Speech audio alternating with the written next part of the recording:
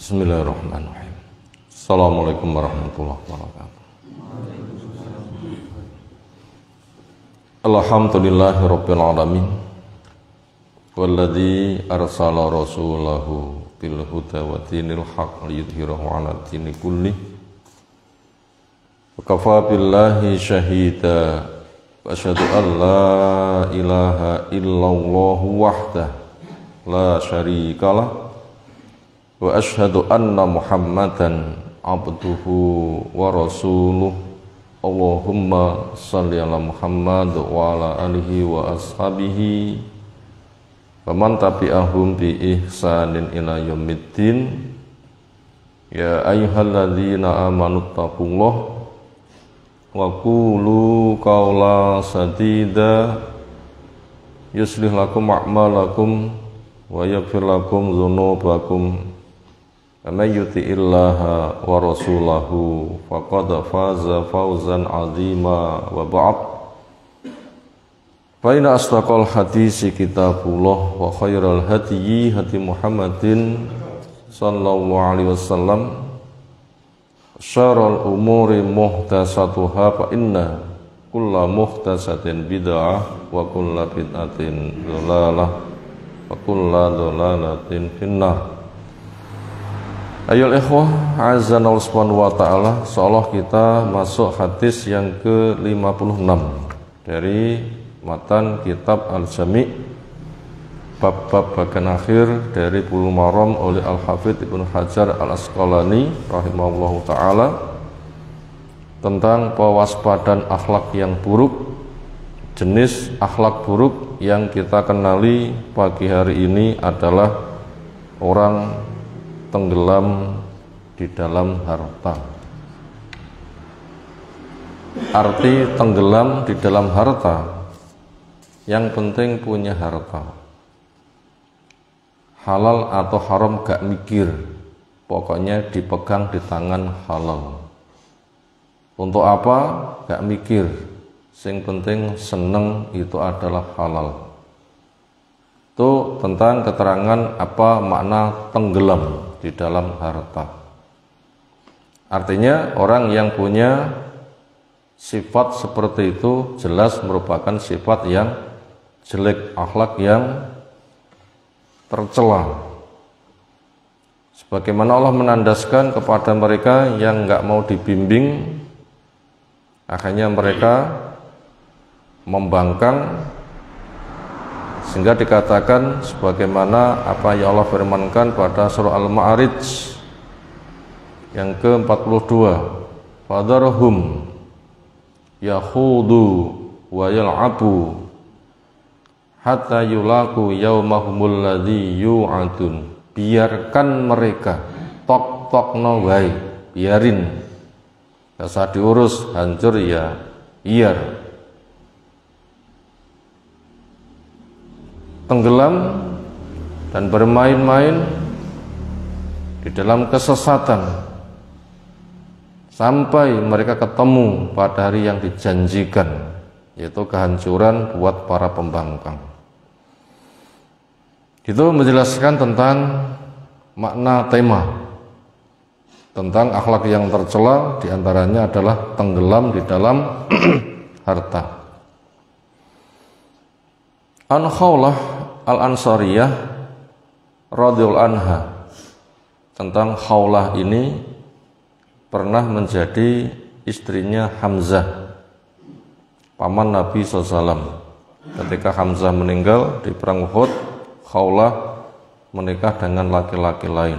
Di antara anaknya bernama Muhammad, sehingga dikenal dengan laqabnya atau kunyahnya Ummu Muhammad. Termasuk orang yang berbaiat pada Nabi SAW, termasuk grup yang membaiat Nabi SAW di dalam Aqabah, entah pertama atau yang kedua, sekitar itu. Kalau dia cerita, qala bersabda Rasulullah sallallahu alaihi wasallam,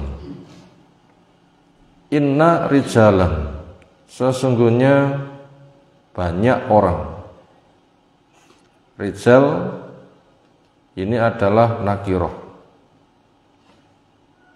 Artinya umum, bisa menimpa, mengena pada siapapun, dulu, sekarang maupun akan datang, Arab maupun non-Arab. Kata rijal juga bisa digunakan untuk makna tokoh, orang yang punya peran penting, entah laki-laki maupun perempuan. Ada istilah rijalul hadis. Rijali hadis itu para perawi, bisa laki-laki bisa para perempuan. Sesungguhnya banyak orang yatakhawwaduna, dari kata khawdu, wazan tafa'ala, artinya mereka selalu berkarya, agresif, produktif, tetapi di dalam tenggelam, bagaikan tenggelam di dalam lumpur, semakin bergerak semakin terjebak ke dalam sehingga nggak bisa keluar. Di sini tenggelamnya di dalam apa? Fi malillahi, pada harta Allah, tenggelam di dalam harta Allah. Bi ghairi haqqin, tanpa alasan yang benar. Falahum, maka buat mereka, orang yang punya sifat demikian, tenggelam di dalam harta, gak peduli mendapatkannya halal atau haram, gak peduli menggunakannya, yang penting seneng. Apa resikonya kepada orang yang demikian? Falahum, maka buat mereka an-nar, neraka, yaumul qiyamah, di hari kiamat. A'udzubillah min dzalik. Akhrajahu, mengeluarkan hadis ini Al-Bukhari, Imam Bukhari rahimahullahu taala. Ayolah ikhwah azan subhanahu wa ta'ala, apa saja pelajaran yang bisa kita ambil dari hadis di atas pertama? Di dalam iradah syar'iyyah, harta itu bagaikan bensin buat mesin. Di dalam iradah syar'iyyah, harta itu bagaikan bensin buat mesin. Iradah maknanya kemauan, kehendak, takdir, ketetapan dari Allah Ta'ala. Dibagi menjadi dua, ada iradah kauniyah, ada iradah syar'iyyah. Kehendak Allah berkaitan tentang alam raya, hukum kauni. Orang mengatakan hukum alam, api itu panas, itu kauniyah. Matahari terbit di timur, tenggelam di barat, itu kauniyah. Tapi kalau semisal beras dimasak jadi nasi, termasuk wilayah di dalam iradah syar'iyyah, diberlakukan sebab akibat. Di sini yang dibahas tentang iradah syar'iyyah, tentang masuk pada wilayah hukum sebab akibat. Orang diberdayakan lalu suruh milih surga atau milih neraka. Sehingga ketika orang itu milih neraka lalu masuk neraka, Allah menanya, kamu sudah pernah kedatangan orang yang menyampaikan peringatan belum? Sudah. Kenapa? Saya mendustakan. Ya sudah, silakan kamu masuk neraka. Maka yang seperti itu masuk pada wilayah iradah syar'iyyah. Kita ulang, di dalam iradah syar'iyyah, harta itu bagaikan bensin buat mesin. Di dalam yang dirancang oleh perancang mesin, tidak ada bensinnya bisa bunyi enggak? Beras tidak dimasak bisa jadi nasi enggak? Senada dengan itu, dan Allah memang menetapkan ada hukum seperti itu. Itu namanya di dalam iradah syar'iyyah. Harta itu bagaikan bensin buat mesin. Nomor dua, semua orang itu digambarkan mesin yang semuanya butuh kepada bensin, semuanya butuh pada harta. Semua orang digambarkan bagaikan mesin, makanya semuanya butuh kepada bensin, butuh kepada harta. Karena harta digambarkan sebagai bensin. Siapa orang hidup nggak butuh harta? Butuh kan semuanya. Butuh makan, butuh minum, butuh pakaian, butuh pemenuhan kebutuhan ini itu dan sebagainya. Semua orang bagaikan mesin, harta bagaikan bensin. Supaya tidak kacau, berebut dan hancur-hancuran, makanya ada etika dan ada nilai. Kelanjutan pembahasan supaya tidak kacau, supaya tidak hancur-hancuran, supaya tidak berebut saling jegal. Makanya butuh etika, butuh nilai.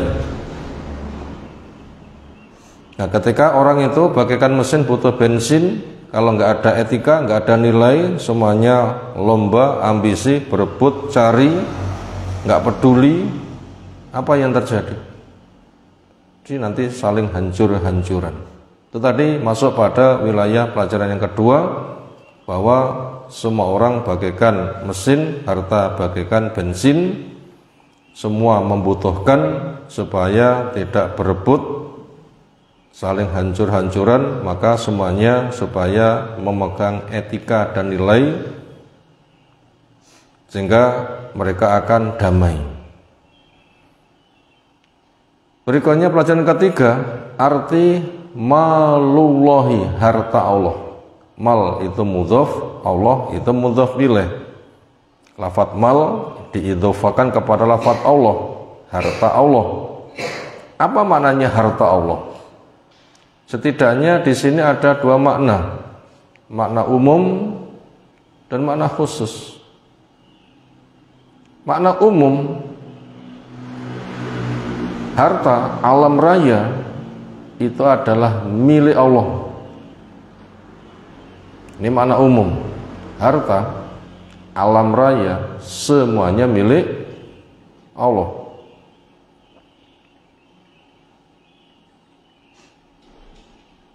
Semua orang butuh,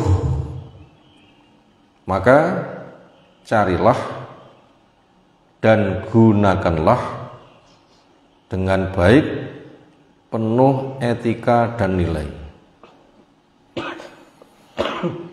Kita ulang poin ketiga, arti malullah,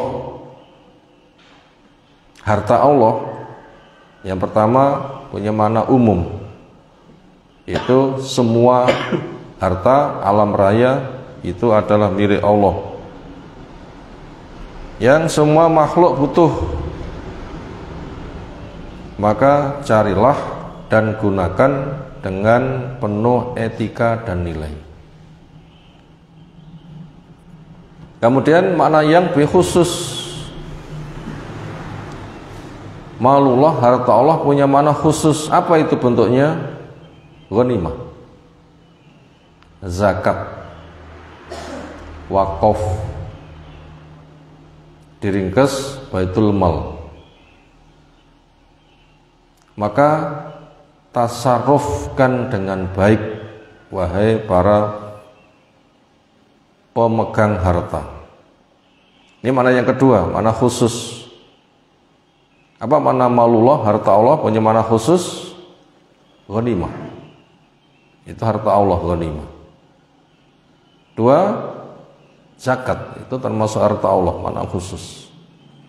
Wakaf, orang berhenti memiliki harta, menyerahkannya untuk kepentingan umum. Ini termasuk masuk pada wilayah baitul mal, karena pemiliknya melepaskannya, menyerahkannya, diurus oleh negara. Wakaf. Maka nasihat kepada para pemegang harta. Siapa para pemegang harta? Yang duduk di pemerintahan. Maka tasarufkan, putar, gunakan, salurkan harta dengan baik.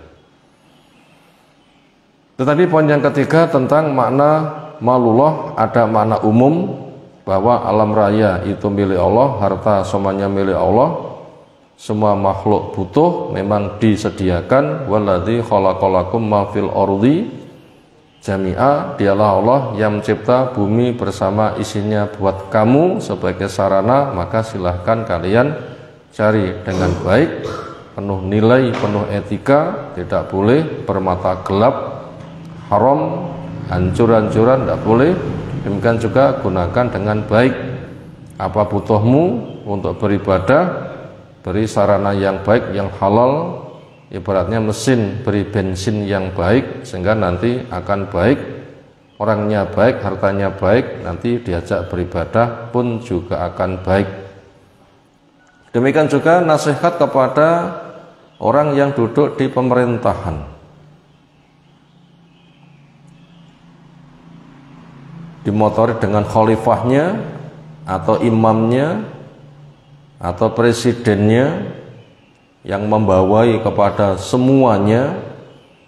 Yang jelas semuanya itu membutuhkan harta untuk memakmurkan masyarakatnya. Ketika kalian memegang baitul mal, di sana ada ghanimah, ada zakat, ada wakaf dan sebagainya, maka tasarufkan dengan baik, salurkan dengan baik, jangan dengan jelek. Dengan jelek itu apa? Di antaranya ithar, pilih kasih.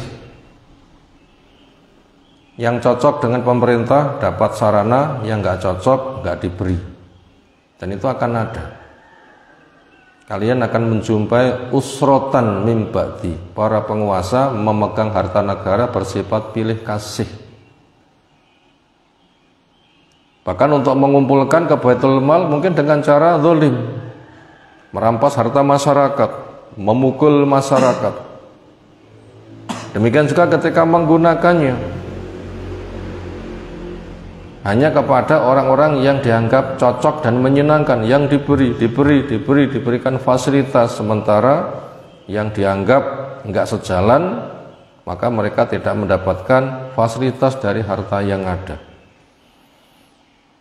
Itu tadi tentang makna mal Allah, ada makna umum, ada makna khusus. Berikutnya masuk pelajaran yang keempat. Ancaman pada orang yang tenggelam di dalam harta. Ancaman pada orang yang tenggelam pada harta. Jadi ancaman kepada orang yang akhlaknya buruk, tenggelam di dalam harta, yaitu terancam dengan neraka. Apa itu? Di antaranya hutang enggak segera dibayar. Apa ancamannya dalam kubur? Panas. Itu ancaman, cerita tentang ancaman orang yang tenggelam pada harta. Di antaranya pinjam enggak segera dibayar, mati belum dibayar. Apa ancamannya dalam kubur? Panas. Sebagaimana pesan Nabi SAW ketika ada orang punya hutang, ditanya, sudah kamu bayar? Sudah.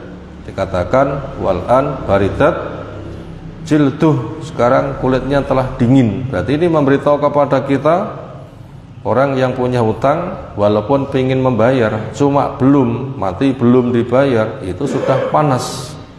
Akhirnya di situ bisa dipahami dengan fiqhul aula, pemahaman lebih-lebih.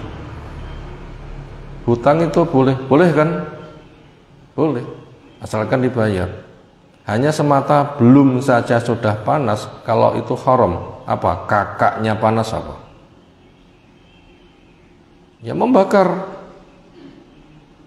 Jadi orang dalam kubur itu bisa terbakar. Kalau hutang belum dibayar panas, kalau haram membakar. Itu fiqhul aula, pemahaman lebih-lebih. Demikian juga kepada mereka yang termasuk diantaranya tidak zakat. Apa resiko tidak zakat dalam kubur?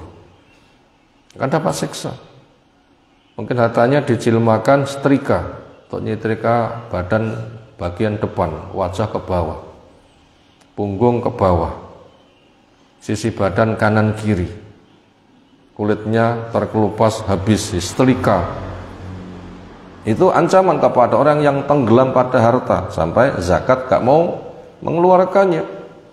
Atau harta itu diwujudkan ular, dikalungkan sambil mematuk-matuk dengan bisa yang pol karena kepalanya botak, menunjukkan bisa racun yang habis-habisan mengerikannya. Atau kalau itu yang tidak dizakati itu onta, dibikinkan lapangan yang luas, ontanya dijajar-jajar, bikin berbaris-baris, orangnya dibaringkan, ontanya lewat satu persatu, dengan kakinya menginjak-injak, dengan mulutnya akan menggigit-gigit. Itu ancaman pada orang yang yatahawwaduna fi malillah, tenggelam dalam harta Allah, nggak peduli kalau atau haram, sampai zakat pun tidak mau. Padahal zakat itu kan milik sendiri kan. Loh, kalau milik sendiri cuma belum zakat saja sudah begitu, kalau sampai merampas harta orang lain seperti apa? Entah itu mencuri, riba, yang itu banyak sekali, dan berbagai macam transaksi yang haram, ujung-ujungnya merampas harta orang lain. Nah, itu ancamannya amat sangat mengerikan. Berikutnya masuk pelajaran yang kelima, fenomena akhir zaman, yang itu merupakan tanda kiamat. Apa? Orang tidak peduli dari mana mendapatkan harta, apakah halal atau haram.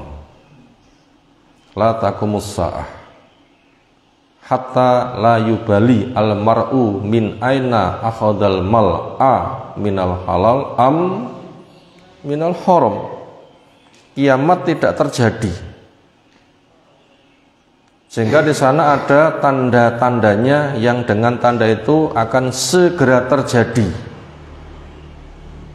yaitu banyak orang tidak peduli dari mana dia mendapatkan harta, apakah dengan cara halal atau dengan cara haram. Sing penting ketangkap di tangan katanya halal, ini namanya sudah awur-awuran. Pentasarufan, penyalurannya, sing penting hatiku seneng, itu halal, itu namanya juga sudah hancur-hancuran. Dan di akhir zaman itu ada fenomena peristiwa yang seperti itu dan sudah disampaikan. Dan manusia yang menjadi pelaku-pelaku seperti itu termasuk syirarul khalqi, sejelek-jelek makhluk. Maka kepada kondisi yang sudah kayak begitu akan didirikan kiamat ketika kondisi sudah seperti itu. Maka untuk itu waspadalah. Itu tadi pelajaran yang kelima tentang fenomena akhir zaman sebagai tanda kiamat. Orang tidak peduli mendapatkan harta halal atau haram. Makanya itu semua kita angkat sebagai pembenahan akhlak pada kita. Maka yang seperti itu jauhi karena akan menghancurkannya. Salah hadis yang lain kita kaji menyusul. Subhanakallahumma wa bihamdika asyhadu an la ilaha illa anta astaghfiruka wa atubu ilaik. Assalamualaikum warahmatullahi wabarakatuh.